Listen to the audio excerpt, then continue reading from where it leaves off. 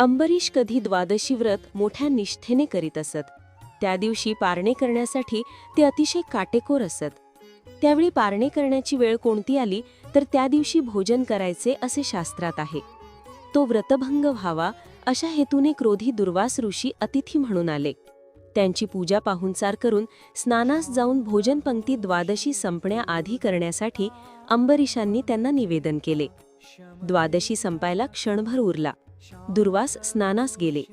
शास्त्र पाळावे की अतिथी या द्वंद्वात अंबरीश ऋषी व्याकुळ झाले आणि शास्त्रानुसार अंबरीशांनी केवळ आचमन केले. पण परत आल्यावर दुर्वासांनी त्यांना शाप दिला. त्या क्षणी भक्तवत्सल भगवान विष्णू प्रकट झाले आणि म्हणाले, माझ्या भक्तावर आलेला शाप मी स्वतः भोगीन. तेव्हा दुर्वास ऋषी म्हणाले, हे श्रीहरी, तू पुरुषोत्तम विष्णू आहेस. परोपकारासाठी शाप भोगताना विविध स्थानी, विविध काळी, विविध यांत्रे असे 10 अवतार घे. भक्त रक्षणासाठी श्री विष्णूंनी शाप स्वीकारला आणि परोपकारासाठी 10 अवतार घेण्याची प्रतिज्ञा केली. आपल्या स्वामी_माऊली 33 या चॅनलला लाईक सबस्क्राईब करायला विसरू नका.